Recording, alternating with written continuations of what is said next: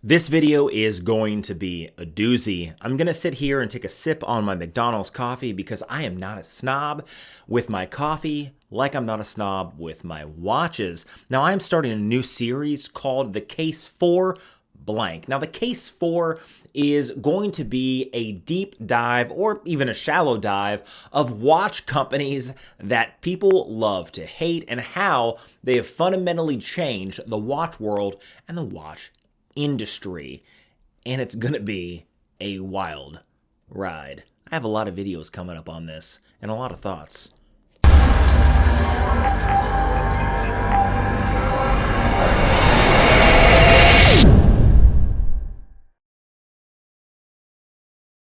Hey, I'm Chase, and this is All Things Realm. Today, we are starting the series with the case for movement watches, or the case for MVMT, and how they have fundamentally changed the watch industry.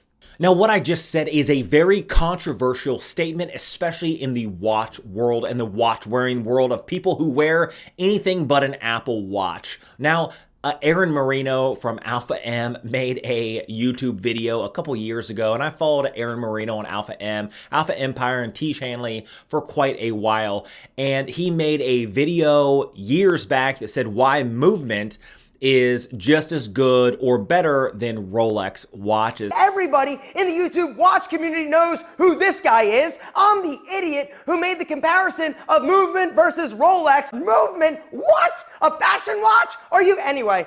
That had a giant upheaval. He's like, you know what? I'm the asshole that said that. At least he takes accountability for it. But they have fundamentally changed the watch world, especially the watch buying world. Now, this watch is a $100 watch. That's how they started on Kickstarter. And the way they started was they just purchased watches from Alibaba, AliExpress, drop shipping these cheap $15 watches with their label slapped on it, and they're selling them for $100. Now, like Rolex is a branding genius, MVMT or movement was also a marketing genius. That's what it was. They blasted out on social media these marketing campaigns that really targeted non-watch wearers or watch wearers of smartwatches, Apple watches, Samsung watches. They targeted these people with minimalist designs, and it really worked. Now, I myself am not an advocate or a wearer of a smartwatch. I think it has its utilities, but it's really just an extension of your phone. Now, your phone that you have in your back pocket, even if you get a text on your wrist, you're gonna end up pulling out your phone anyway and then doing more on your phone. So really, the Apple Watch is just a notification watch, which is kind of dumb. And these watches cost an upward of $500 plus. Now, for $500, you could go for a Hamilton or a Tissot, and you could even find a Tissot Powermatic 80, right, for $500, and it lasts you the rest of your life. And instead, people are willing to buy these smartwatches that are obsolete within 6 months to a year because technology changes extremely fast. It's not the same way in the watch world. In the watch world, you have classic designs that are what some would say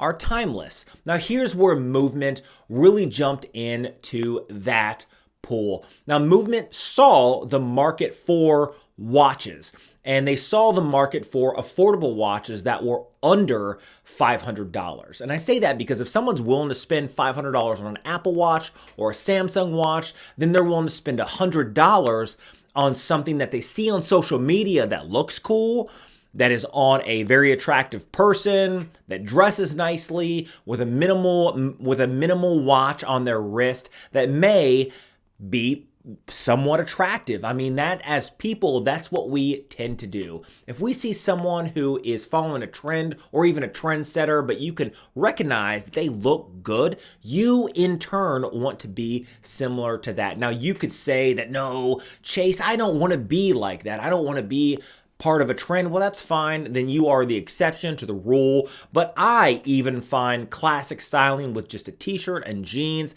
and some really cool kicks or shoes to be very attractive. And I dress a way to present myself in public to be what I think is more attractive. If you want to wear a pair of Dickies and a stained t-shirt and walk through the store, that's your prerogative, but I think that as people in society, it's our job to kind of dress a little bit better than maybe what we find comfortable in our sweatpants. Now here's where Movement really did their due diligence with finding a niche in the market. Now, social media at the time was blowing up, and Facebook and Instagram was not in its infancies, but it's more like in its teenage years, right? It's growing so quick that everybody is hopping on board. And in the world of magazines and kind of the internet, where you had to spend a lot of money on marketing just to have someone see your company, it's not the same way on social media. On social media, you can spend a quarter of the amount of money and then blast out ads on Facebook, on Instagram, and really get a lot of eyes seeing these ads. And that's exactly what they did. Now, a lot of people will say, Chase, these watches are cheap watches with designs that I could easily find with a different brand label on them. You're not wrong. And you know what? I could say the same thing, controversial, on Rolex. Rolex uses an in-house movement. Don't get me wrong, it's an in-house movement. It's nice. It's non-decorated for something like their Submariner. And they do have a classic design that they did create, the classic design that now everybody follows. But Rolex is only $10,000 because of their marketing and the crown on their watch. If I took the crown off the watch and put a Tudor symbol on it or a Tudor label on it, it would be worth a quarter of the price. And the quality would be just the same. It's branding. Movement was all about branding. They had a lot of people who did not wear watches suddenly capture their attention and start buying watches, which to me is a good introduction into the watch world of collecting and the watch community and the watch industry at large. Now, what Movement did was bring a lot of people in who didn't wear watches, who saw these ultra affordable. I mean, $100 for a Movement watch isn't really ultra affordable. I'm going to lay that out on the table right now. Not ultra affordable. I think a lot of people got ripped off because you have these cheap watches that are, made from tin or brass cases. The crystals are not sapphire, they're like glass, and they're just garbage. But what it did was it allowed people to spend a little bit of money, put something that wasn't a smart watch on the wrist. Then, once they started to like what they're seeing on the wrist, what they did was then branch out into a different avenue in the watch world. Maybe they started looking at a Seiko or a Bulova or a Tissot or a Hamilton, and they started to grow their collections with things that are far more reputable than the Movement themselves. This is where I think they really made an impact in the community of watch collecting, because they brought a lot of people in who weren't involved in watch collecting to begin with. They really captured a section of society, especially the younger section of society, because a lot of young people don't wear watches. Older people wear watches. So they captured the younger viewers in social media. They targeted them. They started to buy watches, and they started to grow their collections with other things in the watch community. It was a gateway watch, like a gateway drug, right? It's a gateway watch into the watch world. That's what Movement is. They did make a giant impact, and anybody who says otherwise is lying to you. Movement watches are crap, but they do have a place in our community. Now, if you like videos and videos like this, hit that subscribe button down below. Leave a comment of the content you guys would like to see on this channel. I have a lot of videos coming up in the future.